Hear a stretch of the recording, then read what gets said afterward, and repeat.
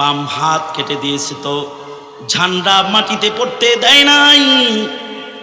জাফর তৈয়ার মুখ দিয়া ঝান্ডা ধরে ফেলেছে, দাঁতে কামড় দিয়া ইসলামের ঝান্ডাকে উঁচু করে ধরেছে। দুশ্মন জাফর তৈয়ারের গর্দানে ছুরি লাগায় দিয়েছে, তো এই কাটা গলায় মুখে ইসলামের ঝান্ডা পতাকাকে জাফর তৈয়ার ধরে রাখছে, তারপরেও মাটিতে পড়তে দেয় না। ইসলামের পতাকা মাটিতে পড়তে দেয় না। আব্দুল্লাহ ইবনে রওয়াহা দৌড়ে এসে পতাকাটা ধইরা রক্তাক্ত ক্ষত বিক্ষত বিচ্ছিন্ন মাথার কানের কাছে বলে, শহীদ জাফর সাইরা দাও, আমার নাম আব্দুল্লাহ ইবনে রওয়াহা। রাসূল তোমার পরে সেনাপতি হিসেবে আমার নামটা উচ্চারণ করেছে, এবার পতাকাটা আমার হাতে দাও। যখন এভাবে পতাকা সোয়াল করেছে, জাফর তৈয়ার আব্দুল্লাহ ইবনে রওয়াহার হাতে পতাকা তুলে দিয়েছে। আব্দুল্লাহ ইবনে রওয়াহাও শহীদ হয়েছে, শাহাদাত বরণ করেছে। আর আল্লাহর রাসূল মদিনায় বৈশা বৈশা বলতেছেন, কেবল যায়েদ ইবনে হারেসা জান্নাতে গেল, কেবল জাফর উইরা উইরা জান্নাতে গেল। কাফেরেরা দুই ডানা কাইটা দিছে, আল্লাহ জান্নাতের ডানা লাগায় দিছে, পাখি হইয়া উইরা উইরা জান্নাতে গেল। জাফর তৈয়ার শাহাদাত বরণ করেছে। এবার আব্দুল্লাহ ইবনে রওয়াহা শাহাদাত বরণ করেছে। নবী বললেন আব্দুল্লাহ ইবনে রওয়াহাও জান্নাতে চলে গেল। এই রকম আশ্চর্য যুদ্ধে আশ্চর্য শহীদ নবীর মুখের শাহাদাতের সনদওয়ালা সাহাবী হলেন এরা। কিন্তু আমি আপনাদের কাছে যুদ্ধের ঘটনা বর্ণনা করা মাকসাদ না, যে জায়গাটা বর্ণনা করা মাকসাদ সেটা হলো এইটা, যুদ্ধের সময়, যুদ্ধে যাওয়ার সময় আল্লাহর রাসূল এদেরকে আগায় দিতেছেন, মদিনার বর্ডার পর্যন্ত আগায় দিচ্ছেন, যুদ্ধে যাবে তারা। কিন্তু এই তিন সেনাপতির ভেতরে আব্দুল্লাহ ইবনে রওয়াহা এত চিৎকার কইরা কইরা কাঁদতেছিল, সেনাপতিরা তার কান্না দেখে সবাই মনে করছে যে মরণের ভয়ে বুঝি আব্দুল্লাহ ইবনে রওয়াহা কান্দে। সাহাবীরা বলে, কেউ এত জোরে কান্দে না, তুই এত জোরে কান্দস কেন?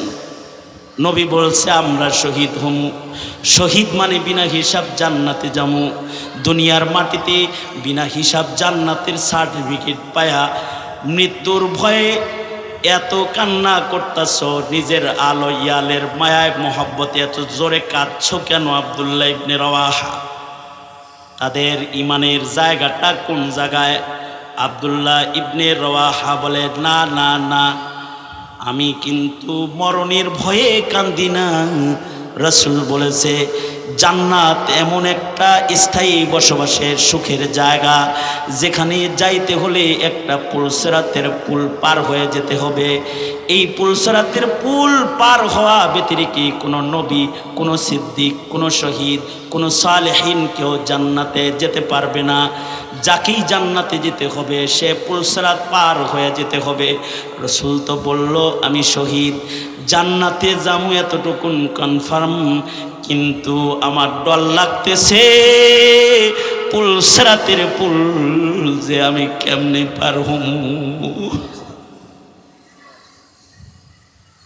এইটা হলো ঈমান, একটা মুসলমানের ঈমানের জায়গা হলো এটা। লা ইউমিনু আহাদুকুম হাত্তা আকুনা আহাব্বা ইলাইহি মিন ওয়ালিদিহি ওয়া ওয়ালাদিহি ওয়ান নাসি আজমাইন আও কামা ক্বালা আলাইহিস সালাতু ওয়াসসালাম। আল্লাহুম্মা সাল্লি আলা মুহাম্মাদিন ওয়া আলা আলি মুহাম্মাদ কামা সাল্লাইতা আলা ইব্রাহিম ওয়া আলা আলি ইব্রাহিম ইন্নাকা হামিদুম মাজিদ। আল্লাহুম্মা বারিক আলা মুহাম্মাদিন ওয়া আলা আলি মুহাম্মাদ কামা বারাকতা আলা ইব্রাহিম ওয়া আলা আলি ইব্রাহিম ইন্নাকা হামিদুম মাজিদ। জামিয়া আরবিয়া দারুল উলুম দেওভোগ মাদ্রাসার আয়োজনে আয়োজিত বার্ষিক আন্তর্জাতিক ইসলামী মহাসম্মেলন, সম্মেলনের মোহতারাম সাদার, মোহতারাম সভাপতি, উপস্থিত হাজরাত, বুজুর্গ, ওলামায়ে কেরাম, সম্মুখপানে সমবেত দিন প্রিয়, ইসলাম প্রিয়, দিনদার ইমানদার মুমিন মুসলমান ভাইয়েরা, পর্দার আড়াল থেকে আলোচনায় শামিল মা বোনেরা, বিশ্বজগতের মালিক, বিশ্ব প্রতিপালকের বিশ্ব দরবারে কালিমাত শকর যে মহান রব্বুল আলামিন অত্যন্ত দয়া পরবর্ষে করুণার আবরণে ঢেকে জালিসুর রহমান বেহেশতের টুকরা বাগান, কানে আওয়াজ দাও, বেহেশতের টুকরা বাগান জান্নাতের এই বাগবাগিচার মধ্যে আমাদেরকে ওলামাদের সোহবতে বসার তৌফিক দান করেছেন। এজন্যে কালিমাত শকর পড়ি, শুকরিয়া আদায় করি, জবান খুলে ভক্তি ভরে সমস্বরে আওয়াজ করে উচ্চ কণ্ঠে উচ্চ আওয়াজে একযোগে একসাথে সবাই বলি আলহামদুলিল্লাহ। বিকাল থেকে শুরু করে যোগ্য বুজুর্গ ওলামা হজরতগণ নুরানি নুরানি নসিহাত আপনাদেরকে করেছেন। আমি আপনাদের সামনে মশহুর আয়াতে কারিমা এবং মশহুর দুটি হাদিস আপনাদের সামনে পেশ করেছি। এইগুলোকে সামনে করে বুজুর্গদের জবান নকল করে কিছু কথা আপনাদের কানে তাকরার করার ইরাদা রাখি। আল্লাহ তাআলা কিছু উপকারী কথা আপনাদের কানে পৌঁছে দেওয়ার তৌফিক দান করেন। আপনারা দোয়া করুন, বলুন আমিন। মোহতারাম হাজিরিন, এই পৃথিবী থাকার জায়গা নয়। আমাদের পূর্বে যারা পৃথিবীতে এসেছে তারা এই পৃথিবীতে স্থায়ী হয় নাই। আমরা যারা বর্তমান আছি আমরাও স্থায়ী হওয়ার কোনো সম্ভাবনা নাই। আমাদেরকেও চলে যেতে হবে। আর আমাদের পরে এই পৃথিবীতে যাদের আগমন ঘটবে তারাও এখানে স্থায়ী হওয়ার জন্য আসবে না, মেহমান হয়ে কিছুদিনের জন্য অস্থায়ী বসবাসের জায়গা হিসেবে এই পৃথিবীতে তাদেরও আগমন হবে এবং তারাও এই পৃথিবী ছেড়ে পর্যায়ক্রমে চলেই যাবে। এই যে বিদায় ঘটে মানুষের, আসে আর যায়, মৃত্যু দরজা দিয়ে পৃথিবীতে সবাই পৃথিবীর থেকে বের হয়ে চলে যায়। এই যে মানুষগুলো মরণ দরজা দিয়ে বের হয়ে যায়, মৃত্যুর মাধ্যমে পৃথিবী থেকে বের হওয়ার পরে মানুষের দুই ভাগ হয়, দুই কাতার হয়ে যায়। এক প্রকারের মানুষ এই পৃথিবীর থেকে বিদায়ের সাথে সাথে বরজখের জগতেও তারা দোজখের আগুনে নিক্ষিপ্ত হয়ে যায়, অর্থাৎ আগুনের ঘরে চলে যায়। আর এই পৃথিবীর থেকে বিদায়ের সময় আর এক প্রকারের মানুষ আছে যারা মরণ দরজা দিয়ে বের হয়ে আল্লাহর জান্নাতে চলে যায়। এক দলের ঠিকানা জান্নাত হয়ে যায়, আর এক দলের ঠিকানা দোজখের আগুন হয়ে যায়।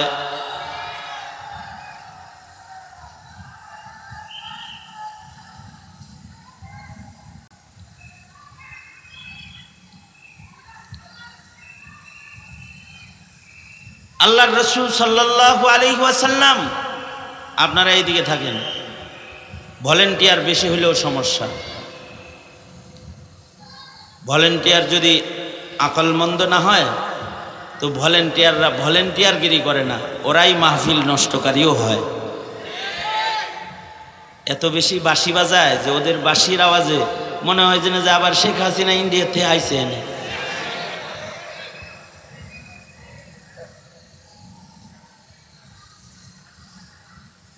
দোনো হাত উপরে তোলেন। আমার খুব বেশি কথা বলার মতো শক্তি সামর্থ্যও নাই, সৌতি আলী জৌফি খালি এলেম কালামও অত নাই, অনেক কিছু বলার ক্ষমতা আমার নাই। তবে বুজুর্গদের কিছু নকল করার জন্য বসেছি, তাই আমার দিকে একটু থাকলে, মনোনিবেশ করলে কথাগুলো আপনাদের উপকার হোক না হোক, বলতে যদি লজ্জত হয় তাতে আমার ব্যক্তিগত উপকার তো হয়ে যাবে। দোনো হাত উপরে তোলেন, সোজা করেন, আঙুল খুলে দেন, নাড়াচাড়া দেন দেখি, জবান খুলে আওয়াজ করে বলেন সুবহানাল্লাহ। আপনাদের আওয়াজের কাছে যেন আশপাশের সকল আওয়াজ ম্লান হয়ে যায় এবং সকলে যেন আপনাদের আওয়াজ মুখী হয়ে যায়, এরকম একটি আওয়াজ দিয়ে উঁচু আওয়াজে বলুন সুবহানাল্লাহ, আলহামদুলিল্লাহ, লা ইলাহা ইল্লাল্লাহ। উঁচু আওয়াজ করে বলুন আল্লাহু আকবার। আজকে আপনাদেরকে কেউ বলবে না আল্লাহু আকবার আসতে বলো। এখন স্বাধীন বাংলাদেশ, জোরে আওয়াজ করে বলেন আল্লাহু আকবার, আরো জোরে করে আওয়াজ করে বলেন আল্লাহু আকবার। হাত নামান। এই যেমন আমার দিকে ছিলেন, সরল সহজ কিছু কথা একটু আমার দিকেই থাকেন, খেয়াল করে একটু শুনবেন, তাতে নসিহার যে উপকার আল্লাহ যদি দেন, তাহলে হয়তো সেই উপকার আপনাদের নসিব হয়ে যাবে। আমি যেটা বলতেছিলাম, মরণ দরজা দিয়ে এই পৃথিবী থেকে সবাই বের হয়ে যায়। আমাদের পূর্বে যারা এসেছে তারা মরণ দরজা দিয়ে বের হয়ে গেছে। কারোর বাবা গেছে, কারোর মা গেছে, কারোর ভাই গেছে, কারোর বন্ধু গেছে, কারোর সন্তান মরণ দরজা দিয়ে চলে গেছে। আমরা যারা আছি আমরাও ওই দরজার পথিক, আমাদেরকেও ও দরজা দিয়ে বের হয়ে চলে যেতে হবে। কিয়ামত পর্যন্ত যত মানুষের আগমন এই পৃথিবীতে ঘটবে, তারাও কেউ পৃথিবীতে স্থায়ী হবে না, তারা মরণ দরজা দিয়ে বের হয়ে চলে যাবে। এ মরার পর থেকে আখিরাত শুরু হয়ে যায়। মরার পরে কিছু মানুষ আগুনে চলে যায় আর কিছু মানুষ জান্নাতের বাগানে চলে যায়। এটাই নবীজির ভাষ্য। মরণের পরে কিছু মানুষ যায় আগুনে আর কিছু মানুষ যায় জান্নাতের বাগানে। এই কারণেই দুনিয়ার এই সামান্য হায়াতে মরার পরের ফিকির যারা করে, মরার পরের ফিকির এটা যারা করে, এদেরকে নবী বলেছেন এরা চালাক আল কাইয়িসু মান দানা নাফসাহু ওয়া আমিলা লিমা বাদাল মাউত। বাদাল মাউত আখিরাত, ওই আখিরাতের জগতে উপকার হবে এমন কাজ যারা মরণের আগে করে, তাদেরকে আল্লাহর রাসূল চতুর ও চালাক বলেছেন। কারণ মরার পরে হয়তো জান্নাত নয়তো দোজখ। কবর ঘরে যাইমু, কারোর জন্য কবর হবে হুফরাতুম মিন হুফারিন নার, আবার কারোর জন্য হবে রওজাতুম মিন রিয়াজিল জান্নাহ। সরকার বলেন আল কবরু রওজাতুম মিন রিয়াজিল জান্নাহ আও হুফরাতুম মিন হুফারিন নার। কবর কারোর জন্য দোজখের খণ্ড হবে অথবা কারোর জন্য জান্নাতের বাগান হয়ে যাবে। আমার যেন কবর থেকেই জান্নাতের মেহমানদারি শুরু হয়, আপনার যেন কবর জগৎ থেকেই আখিরাতটা জান্নাতের মেহমানদারি দেওয়া হয়, এই প্রস্তুতি নেয়া এটাই চতুরতা। এই প্রস্তুতি নিজেরও নেওয়া দরকার, আর মুসলিম প্রজন্মকেও এই প্রস্তুতিটাই শেখানো দরকার যে তুমি মরবা, তোমার মরণের পরে তোমার ঠিকানা যেন জান্নাত হয়। জান্নাতে যাইতে অনেক ক্ষমতার বড় চেয়ার লাগবে না, জান্নাতে যাইতে অনেক টাকাও লাগবে না, জান্নাতে যাইতে বড় বাড়ির মালিক হওয়া লাগবে না, দামি গাড়ির মালিকও হওয়া লাগবে না। চিরস্থায়ীভাবে উঁচু জান্নাতে জায়গা পেতে মাত্র দুটি জিনিস লাগবে। একটা হলো স্বচ্ছ সাচ্চা একটা ঈমান, আর আরেকটা হলো ইখলাস যুক্ত কিছু নেক আমল। এই দুই জিনিস লাগবে। আল্লাহ তাআলা বলেন, ইন্নাল্লাযীনা আমানু ওয়া আমিলুস সালিহাত, ইন্নাল্লাযীনা আমানু ওয়া আমিলুস সালিহাতি কানাত লাহুম জান্নাতুল ফিরদাউসি নুজুলা খালিদিনা ফিহা লা ইয়াবগুনা আনহা হিওয়ালা। যাদের এই দুই জিনিস অর্জন হবে তারা চিরদিনের জন্য জান্নাতে ঢুকে পড়বে, কোনদিন জান্নাত থেকে তাদের আর বেরোইতে হইব না। প্রশ্ন হলো, আমার কি ওই রকম একটা ঈমান আছে যে ঈমান অর্জন হলে নিরাপদে জান্নাতে চলে যাওয়া যায়? অথবা আমার কি এমন কিছু আমল আছে যে আমলওয়ালাগুলোর জান্নাতটা নিশ্চিত হয়, নিশ্চিত জান্নাত হয়? এই জিনিসটা আমরা বুঝি কম, তাই এই জিনিসের ভাবনা আমাদের কম। আমরা মনে করি যে আল্লাহ এমনি দিব না, অসুবিধা নেই। কিন্তু এই দুই দৌলত নিয়ে জান্নাতে নিরাপদে পৌঁছা যে একটা কঠিন কাম, এইটা আমরা বুঝি না। এটা বুঝছে সাহাবায়ে কেরাম। এ কারণে তারা অনেক আমল করার পরেও নিজেকে নিশ্চিত জান্নাতি মনে করার হিম্মত তারা করে নাই। অথচ আমরা যে এই যুগে বসবাস করি, এই যুগের মুসলমান অথবা প্রজন্ম, তাদের তো ঈমান কি জিনিস এই বুঝটাই নাই। ঈমান কি জিনিস, ঈমান কাকে বলে এই বুঝ নাই। উদাহরণ হিসেবে আমি আমার বন্ধুর জানাজার নামাজটা আপনাদের কাছে পেশ করি। মানে আমার এক দোস্ত এক মাইয়িতের জানাজা পড়ার লেগে গেছে। এক মাইয়িতের জানাজার নামাজটা কেবল পড়াইছে। এই মাইয়িতকে ফ্রিজে রাখা হয়েছিল 2 দিন। এখন কিন্তু মাইয়িতরে ফ্রিজে রাখা হয়, অথচ মাইয়িত ইন্তেকালের পরে জান্নাত, সে যদি জান্নাতি হয়, জান্নাতের হুর গেলমানরা তার অপেক্ষা করতে থাকে। যত তাড়াতাড়ি পৌঁছে দেওয়া যায় মাইয়িত খুশি হয়, তার অপেক্ষায় যারা আছে তারাও খুশি হয়। কিন্তু এখন 2 দিন 4 দিনও ফ্রিজে ঢুকায় লাশ থুইয়া দেয়। ছেলে মেয়ে কেউ কানাডা থাকে, কেউ আমেরিকা থাকে, কেউ লন্ডন থাকে, এটি আসে, এরপরে দাফন হয়।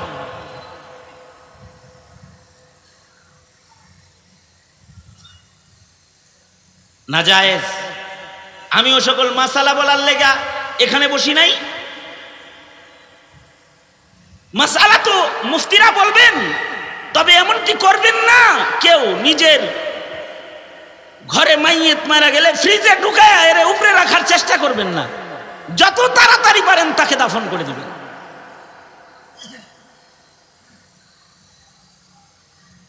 তো ফ্রিজে লাশ থুয়ে দিছে।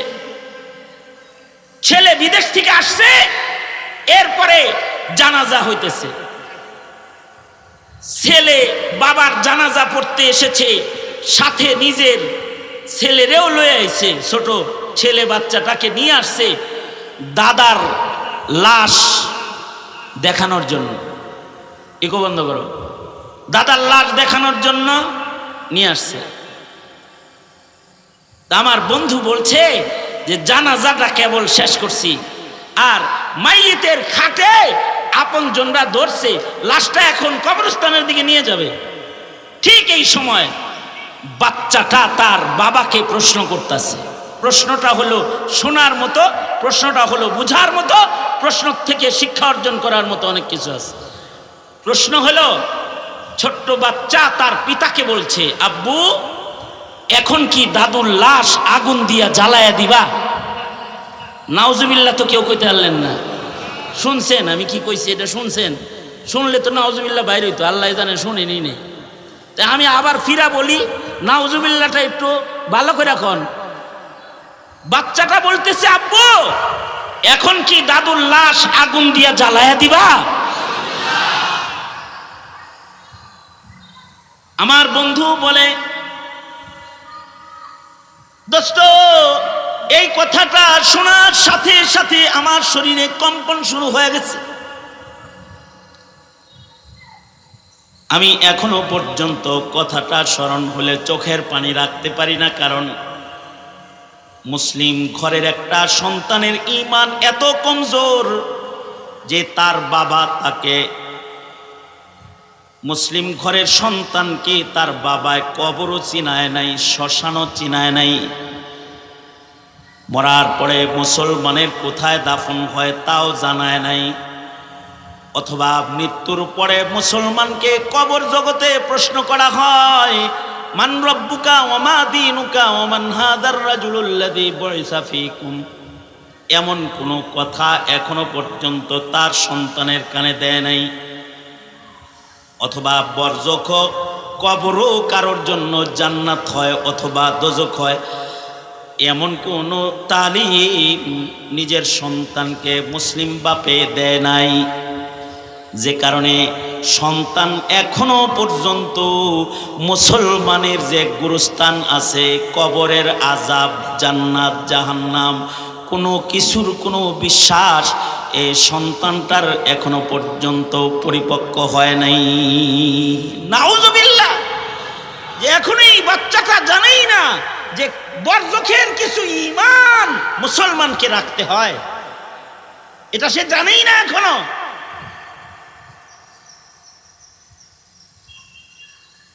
তবে সন্তান বরজখে আযাব আছে, যেমন নাস্তিকরা এখন এই জিনিসটা আমাদের শিক্ষিত সমাজকেও গিলাইতে চায়। নাস্তিকেরা ওরা স্কুল কলেজে বসে বসে নাস্তিকরা বলতে থাকে কবরের আযাব বলতে কিছু নাই, মৌলবীদের কথায় ভয় পাওয়া দরকার নাই। এগুলা ওরা বলে।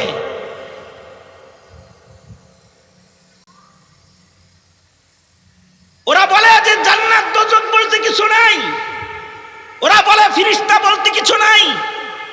এমনকি ওরা আরো উপরে গিয়ে এটাও বলে স্রষ্টা বলতে কেউ নাই, আমরা এমনি হইছি, এটা বলতে চায়। নাউজুবিল্লাহ। এই নাস্তিকের দল, এরা শুধুমাত্র স্কুল কলেজ ইউনিভার্সিটিতে বসা নয়, তারা শিক্ষা কমিশনেও বসে যায়। তারা রাষ্ট্রের গুরুত্বপূর্ণ সাংসদ হয়ে সংসদের চেয়ার দখল করে এখন বসে যায়। এ কারণে নাস্তিকরা এত লাফালাফি করে, এত ফালাফালি করে বেড়ায়। দেশের গুরুত্বপূর্ণ জায়গায় নাস্তিক বসে যায়। কিন্তু কিছু মানুষে আগুনে পোড়ানো হয় এটা শিখে ফেলেছে। কারণ কি? সরকারি ব্যবস্থাপনা না, শুধু মুসলিম পিতার অযত্ন লালন পালন সন্তানের, কু আনফুসাকুম ওয়া আহলিকুম নারা, এটার হক আদায় সে করে নাই। তার সন্তানকে সে অযত্ন লালন পালন করে নিজের ঘরে হিন্দি ফিল্ম চালাইতে চালাইতে নিজের ছেলেকে এই শিক্ষাটুকুন দিয়ে দিয়েছে বেশ ভালো করে, যে মরার পরে কিছু মানুষকে আগুনে পোড়ানো হয়, যদিও সে জানায় নাই মরার পরে মুসলমানের কি হয়, এটা জানায় না। হিন্দি ছবি দেখাইতে দেখাইতে কিছু মানুষকে যে মৃত্যুর পরে আগুনে জ্বালানো হয় এটা ঠিকই সে শিখায় ফেলাইছে।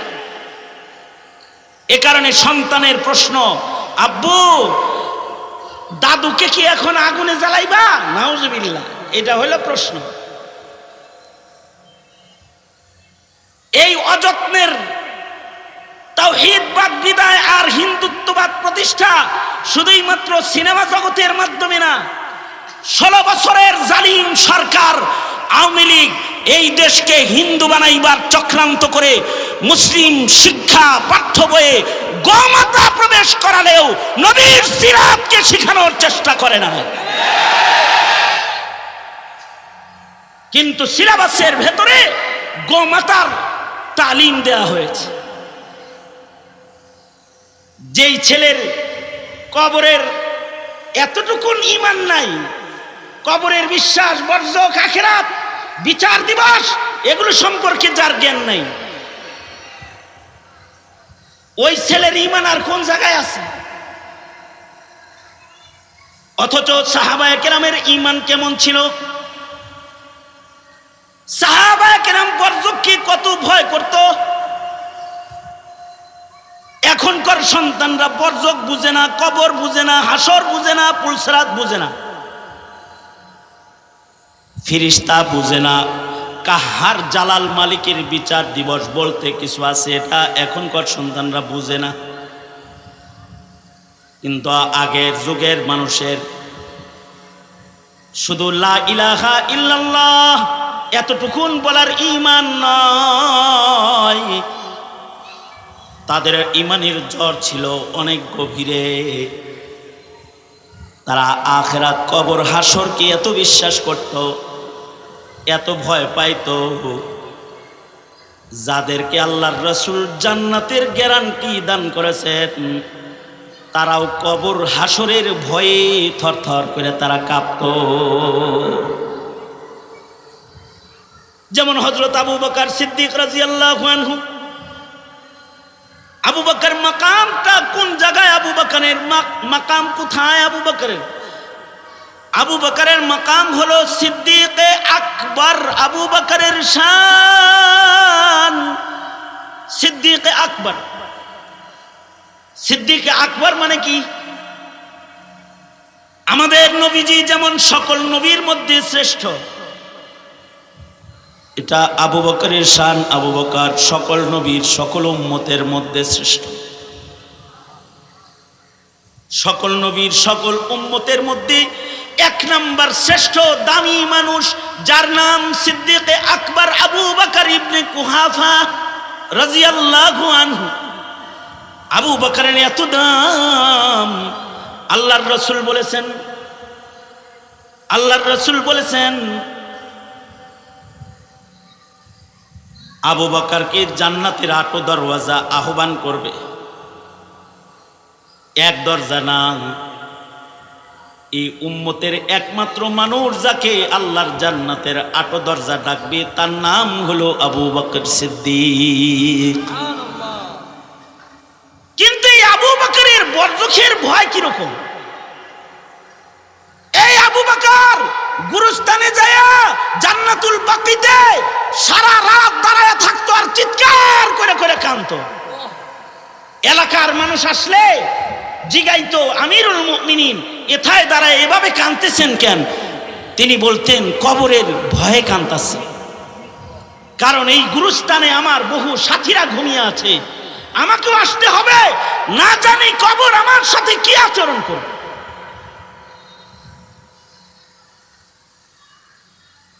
আবু বকরের পরেই এই উম্মতের সবচেয়ে দামি মানুষ হলেন হযরত উমর। যারা আশারায়ে মুবাশশারা, আসহাবুল বদরিন, তারা বদরে অংশগ্রহণকারী ইসলামের পয়লা মুজাহিদের জামাতের কাফেলার সদস্য। খুসুসান 10 মানুষ যারা দুনিয়াতে জান্নাতের সনদ পেয়েছে, তাদের ভিতরে 1 নাম্বার 2 নাম্বার আবু বকর, ওমর। তাদের ঈমানের বর্ণনা আল্লাহর রাসূল এমন ভাবে দিয়েছেন যে আবু বকরের বর্ণনা দিতে আল্লাহর রাসূল বলছেন যে আবু বকর তো আলাদা শান, আবু বকরের, উমরের শান এত আলাদা করে বলছেন যে আমার পরে কাউকে নবুয়ত দেয়া হলে উমরকে আল্লাহ নবী বানাইতো, যদি কেউ আমার পরে নবী হইতো। এই রকম শানের মানুষ। কিন্তু তাদের কবরের ভয় কত? কবরের ভয় এত যে হযরত উমরের ইন্তেকালের পূর্বে এক যুবক হযরত উমরের সামনে দাঁড়ায় বলতেছিল, আল্লাহর জান্নাতে চলে যাইব রে। এখন মৃত্যুর আগ দিয়ে কইতাছে, কারণ নিশ্চিত মারা যাবে, নিশ্চিত হয়ে গেছে মরে যাইব। এখন মরণের আগে উমর রে বলতেছে, ওয়াহ উমর, কি খুশকিসমত আপনার, আশারায়ে মুবাশশারা, জান্নাতে যাইতাছেন। কি কিসমত আপনার যে আপনি ফারুক বাইনাল হাক্কি ওয়াল বাতিল। কি কিসমত আপনার যে আপনি আল্লাহর রাসূলের নির্বাচিত মানুষ, যে আপনার কন্যাকে আল্লাহর রাসূল আপনার সম্মানে বিবাহ করেছেন। আপনার এত এত সম্মান, জান্নাতে যাইতেছেন, কত কপাল আপনার।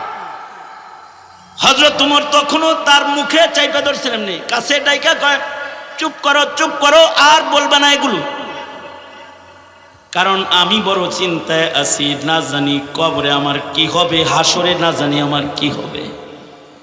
আল্লাহর আদালতে দাঁড়াইলে ওমর কি যে বলবে আল্লাহর আদালতে, এই টেনশনে আমি উমর কাবু অবস্থায় রয়েছি। সর্বোচ্চ ইমানের মালিক হওয়ার পরেও তাদের বর্জক আখিরাতের ভয় ছিল এমন। সুহাদা যারা, তারা তো বিনা হিসাব জান্নাত। সুহাদা শহীদরা বিনা হিসাব জান্নাতি। আর সেই শহীদ যদি নবীর ঘোষণার শহীদ হয়, অর্থাৎ আল্লাহর রাসূল যদি মেনশন করে এটা বলে, তুই শহীদ তুই শহীদ তুই শহীদ, তাইলে তার জান্নাতে যাওয়ার রাস্তাটা কিরকম হয়? উদাহরণস্বরূপ আমি আপনাদের সামনে জঙ্গে মুতার ওই অংশ বলি। জঙ্গে মুতা এমন একটা যুদ্ধের নাম, যেই যুদ্ধ আল্লাহর রাসূল সাল্লাল্লাহু আলাইহি ওয়াসাল্লামকে আল্লাহ তাআলা 1000 মাইল দূরে যুদ্ধ হয়েছে রোম এম্পায়ারের সাথে সাহাবায়ে কেরামের, আর আল্লাহর রাসূলকে আল্লাহ তাআলা সেই যুদ্ধটা এই মিডিয়ার লাইভ নয়, আল্লাহর কুদরতের লাইভ দিয়া আল্লাহ তাআলা নবীজিকে মদিনায় বসায়া বসায়া যুদ্ধের মঞ্জার চিত্র সরাসরি দেখাইছে। এক একজন করে শহীদ হইতেছে, আর আল্লাহর রাসূল বলতেছে, অমুক জান্নাতে চলে গেল, অমুক জান্নাতে চলে গেল, অমুক জান্নাতে চলে গেল। এইরকম একটা যুদ্ধ হলো জঙ্গে মুতা। আল্লাহর রাসূল সাল্লাল্লাহু আলাইহি ওয়াসাল্লাম মুতার যুদ্ধের সৈন্যবাহিনী তৈয়ার করে যখন পাঠাইতেছিলেন, সাহাবায়ে কেরাম প্রস্তুত হয়ে গেছে, এবার নবীর নির্দেশে যুদ্ধে যাবে। আশ্চর্য যুদ্ধ যে আল্লাহর নবী এই যুদ্ধের 3 জন সেনাপতি মদিনাতুল মুনাওয়ারাত থেকে নির্ধারণ করে দিয়ে আল্লাহর রাসূল এটা বইলা দিলেন, ঘোষণা দিয়া, 1 নাম্বার সেনাপতি বানাইলাম আমার পোষ্যপুত্র যায়েদ ইবনে হারেসাকে। সে যখন শহীদ হয়ে যাবে তারপরে সেনাপতির দায়িত্ব পালন করবে জাফর ইবনে আবি তালিব, আমার চাচা। আর জাফরও যখন শহীদ হয়ে যাবে, ইসলামের ঝান্ডা নিয়ে সেনাপতির দায়িত্ব পালন করবে আব্দুল্লাহ ইবনে রওয়াহা।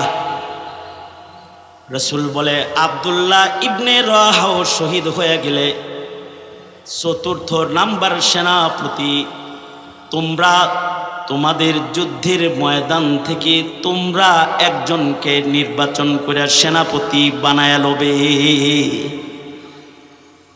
3 জনকে নাম বলেছেন, আবার এটাও বলে দিয়েছেন যে এই 3 জন শহীদ হয়ে যাবে। এটা বলে দিয়েছেন, মেনশন করে বলে দিয়েছেন, তুমি শহীদ তুমি শহীদ তুমি শহীদ। এ কারণে তাদের বক্তব্য হলো, বাড়িতে যায়, বিবি জান্নাতে দেখা হবে তোমার সাথে। আল্লাহু আকবার কাবীরা। বিবিরে ডাইরেক্ট বলতেছে জান্নাতে দেখা হবে। রাসূল বলছে আমি শহীদ, জান্নাতে মুলাকাত হবে তোমার সাথে। এই 3 জন শহীদ হয়েছিল। 4র্থ সেনাপতি ময়দানে জঙ্গে যোদ্ধারা সকলে মিলে খালিদ ইবনুল ওয়ালিদ, সাইফুল্লাহ যার লকাব, খালিদ ইবনুল ওয়ালিদকে 4র্থ সেনাপতি নির্বাচন সাহাবায়ে কেরাম মিলে মশওয়ারা করে করেছিলেন। আর সাইফুল্লাহ খালিদ ইবনুল ওয়ালিদ তিনি এই যুদ্ধে 9টা তরবারি ভাঙছিলেন, 10ম তরবারি দিয়ে যুদ্ধ করে বিজয়ের পতাকা উঠায়া ধরেছিলেন। 9টা তরবারি ভাঙছিলেন। এই রকম একটি বর্ণনা আল্লাহর রাসূলের, যে নবী বলছেন তুমি জান্নাতি শহীদ, তোমার পরে তুমি সেনাপতি শহীদ, তোমার পরে আব্দুল্লাহ ইবনে রাওয়াহা তুমিও শহীদ, তোমার পরে আরেকজন সেনাপতি হবে। এই তিনজন বাড়িতে যা নিজের মা বাবা সন্তান সন্ততির কাছ থেকে শেষ বিদায় লয়ে নিছে। যায়েদ ইবনে হারেসা ছেলের সন্তান বিবিরে যা বলে, সরকার বলেছে যুদ্ধের ময়দানে আমি শহীদ। বিবিরে আজকের এই মুলাকাত তোর লগে আমার জীবনের শেষ মুলাকাত। জাফর ইবনে আবি তালিব বাড়িতে যায় বলে, আজকের মুলাকাত তোমার সাথে বিবি, আমার শেষ মুলাকাত। সন্তানদেরকে শেষবারের মতো বিদায় নিয়ে যুদ্ধের সাজে, যোদ্ধার সাজে সেনাপতিরা চলে এসেছে, বেরোয় এসেছে। আজব যুদ্ধ হয়েছে, আশ্চর্য যুদ্ধ, বড় প্রেম আর ভালোবাসার যুদ্ধ। যায়েদ ইবনে হারেসা যুদ্ধে শাহাদাত বরণ করলে হযরত জাফর তৈয়ার তিনি ঝান্ডা হাতে তুলে নিয়েছে। জাফর তৈয়ার যখন শাহাদাত বরণ করেছে, সে শাহাদাতের চিত্র বড় ভয়ঙ্কর। দুশ্মন ডান হাত কেটে দিয়েছে, তো ইসলামের ঝান্ডাকে বাম হাতে তুলে ধরেছে। বাম হাত কেটে দিয়েছে, তো ঝান্ডা মাটিতে পড়তে দেয় নাই।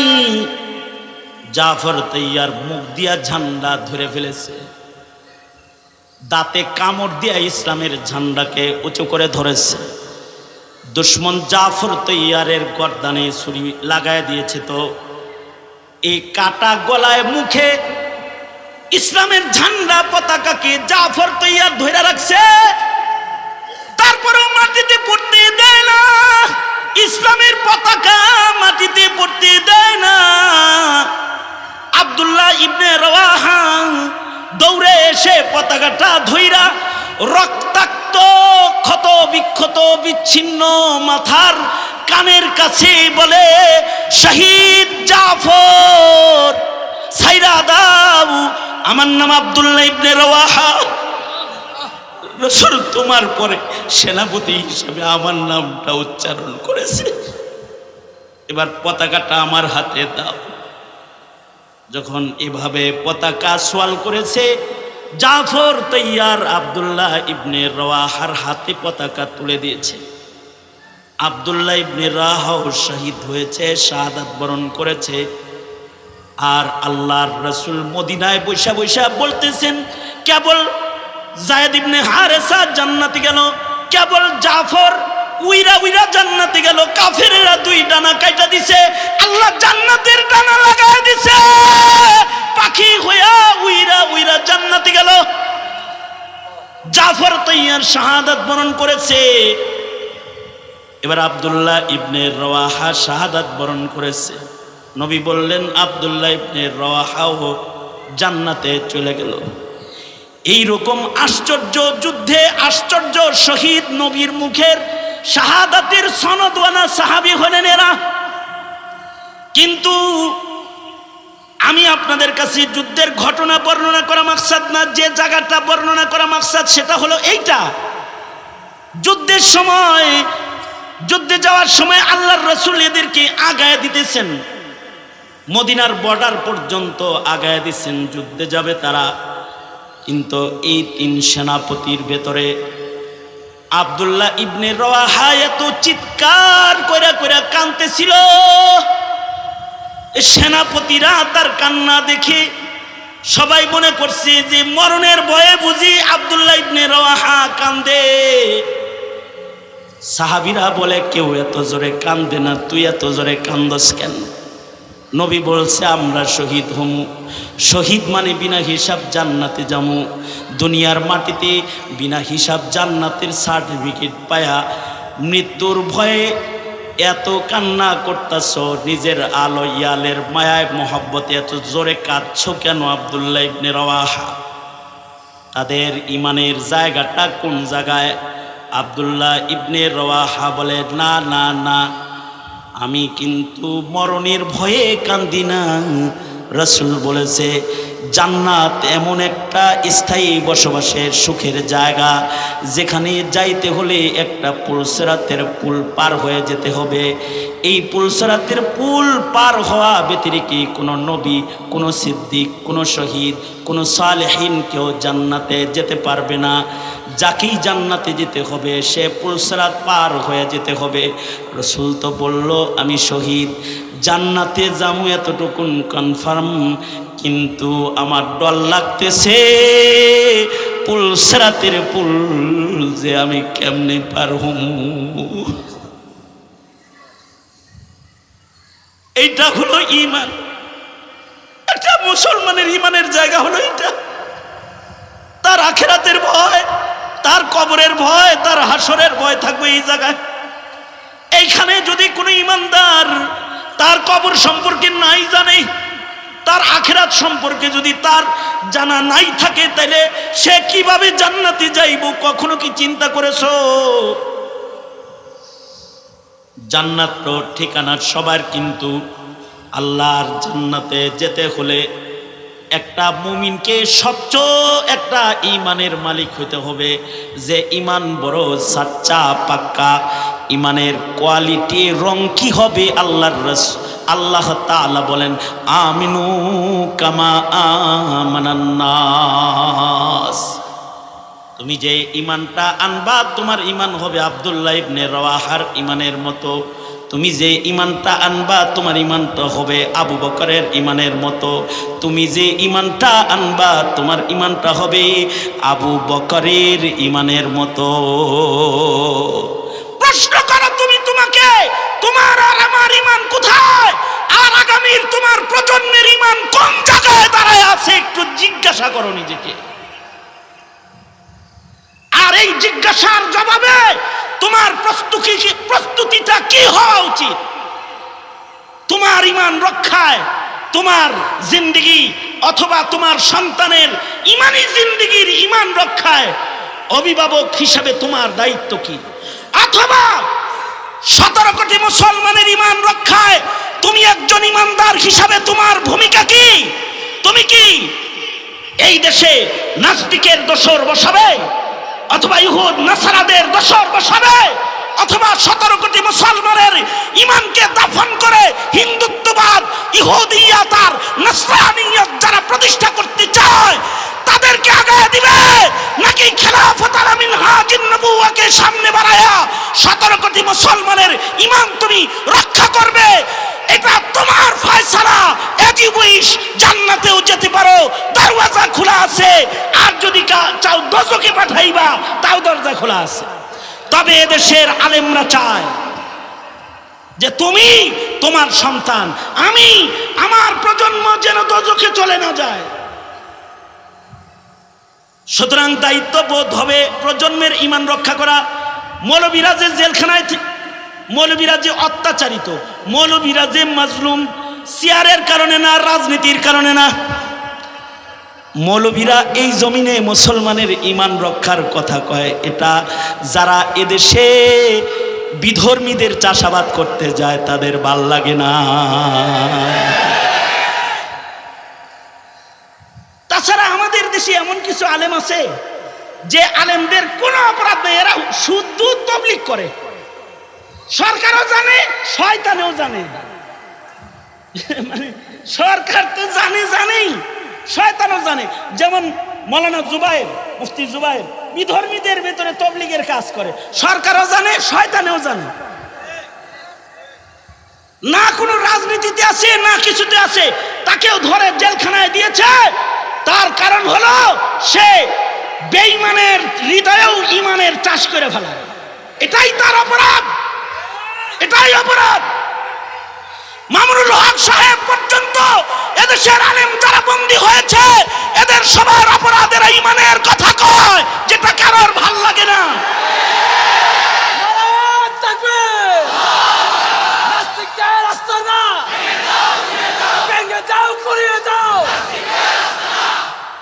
সুতরাং তুমি তোমার সন্তানকে ঈমান শিখাও। আলেম ওলামার কাছে গেলে সন্তানের ঈমান ঠিক হবে, আমল ঠিক হবে। সন্তানটারে মাদ্রাসায় আলেমদের সাথে তাল্লুক করে দাও, শাহবাগী গোল্লকে তাল্লুক করে দিও না। সন্তানটারে দাওয়াত ও তাবলীগের সাথে জুড়ে দাও। সন্তানটাকে আল্লাহওয়ালাদের সাথে, খানকার সাথে জুড়ে দাও। ঈমান রক্ষা হবে। কারণ জান্নাতে যাইতে হইলে লাগবে স্বচ্ছ একটা ঈমান, ঠিক কিনা? দায়িত্ব আদায় করতে রাজি তো ইনশাআল্লাহ? দায়িত্ব আদায় করতে রাজি?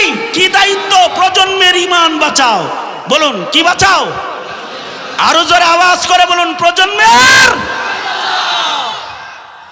ঈমান বাঁচাও, ঈমান বাঁচাও। ইনশাআল্লাহ কারা কারা দায়িত্ব পালন করবো? ওয়াদা পারুন না? 1 মিনিট এবারে আপনি। আমার সমস্যা আছে, আমার বুক ভেঙে গেছে। আমি 15 মিনিট থাকলে আমি মারা যাবো। না না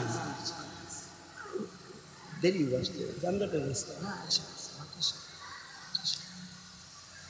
আমি